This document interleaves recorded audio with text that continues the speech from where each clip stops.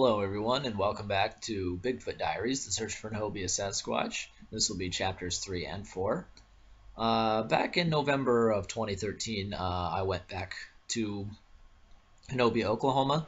I decided to go in the winter time when it's cooler outside. I didn't want to go during the summer, just too hot. But I went back again in November 2013 with a different group of friends. I went with my friend Leo and his brother Juan and their friend Jose.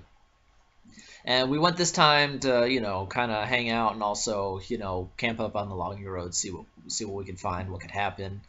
The encounters this time are pretty short, so that's why I condensed this trip and the next trip that I made with them earlier last year, or November last year, I'm sorry, to kind of condense them together. Anyways, that time we went in November, we all loaded up. The guys I went with, they're sort of familiar with the Bigfoot story, not too much. I did kind of introduce them to the topic and kind of did discuss things with them.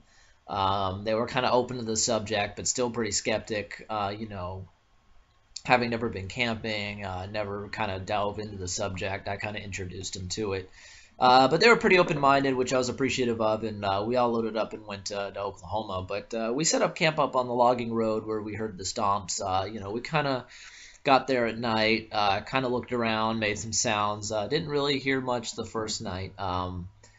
But the second night, as we were all in the tent,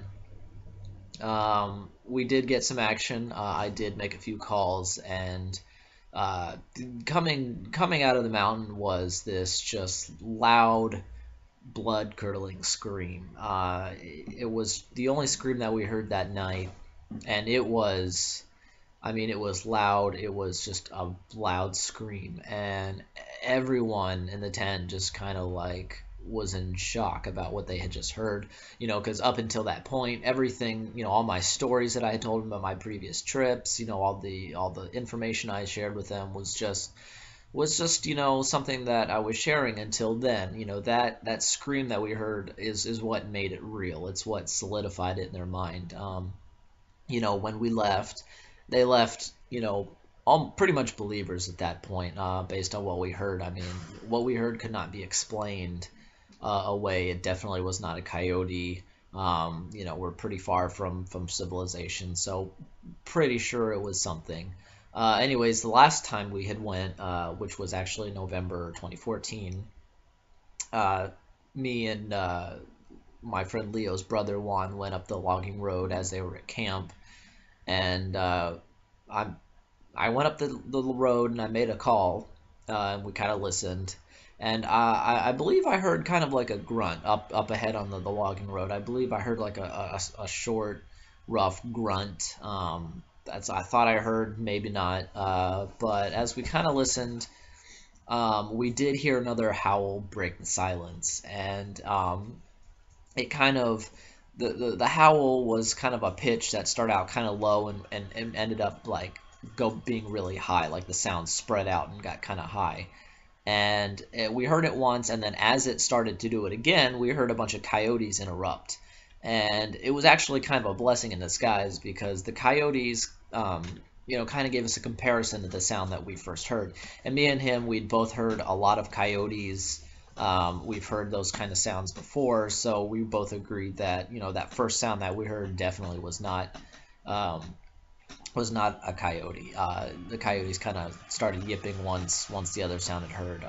Potentially a Sasquatch call, but it sounded, it sounded like what I heard before. So possibly real.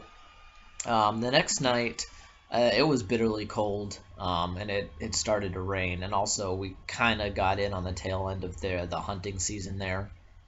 And I've never seen anybody up on those logging roads, and to my surprise, we saw two cars drive by, most likely hunters. And, me and the guys didn't want to be out there making sounds and stuff, with hunters around. And this was actually, the second trip here. We didn't want to make sounds with hunters around, and so we decided to kind of head out early that day. But before we headed out, we decided to go down to the ridge where I had taken that original howl video. And it was pretty late at night. It was around 11. And So I went over there and I started making a few calls. The echo wasn't that great because, like I said, it was kind of raining, and but we did hear something coming from our left side, way out in the mountain. It was kind of like a faint howl. We all kind of agreed that we all did hear it, and then we made one more call and listen before we left, and to our right, off in the valley, was another howl, and this one did not sound what you would expect a Bigfoot howl to sound like. However, um, I don't necessarily believe it was a human. It's possible, but it sounded, like if someone was down there goofing around, maybe they would have made like a howl back. But the thing is we had made a few howls before that point and hadn't heard anything. And then this sound comes up, and it was close by, really close by.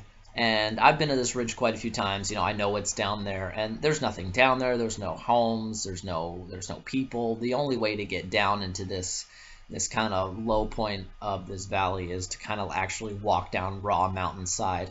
There's this little pull in where the area has been logged, and that's where I usually pull in to go make calls and stuff. But there was no one out there. There was no other cars. It was really close by, so it was kind of unsure. It was late and it was cold and it was raining, so I don't really see why somebody would be down there. But we all kind of decided, it's possible, but we're not sure. But the first kind of faint scream we heard, we all decided that would more likely be a Bigfoot than what we heard down there. But everybody went with, after what happened both times, the blood curdling scream the first time and the kind of faint scream this time, and me and Juan heard the other howl off in the distance. We all decided that we had gotten some success this time. We all decided that probably some Bigfoots out there. That last one was kind of indecipherable, but it's possible. But that was those two happenings. The next time I go in the next chapter 5, I went with 2 other friends, and this is the one you want to stick around for. I mean, the stuff that happened, it happened all night long. It was all night. There was howls, there was rocks thrown, there was all kinds of stuff going on. Very great stories. So I'll share that in the next one, but I appreciate you guys tuning in, and hope to see you in chapter 5.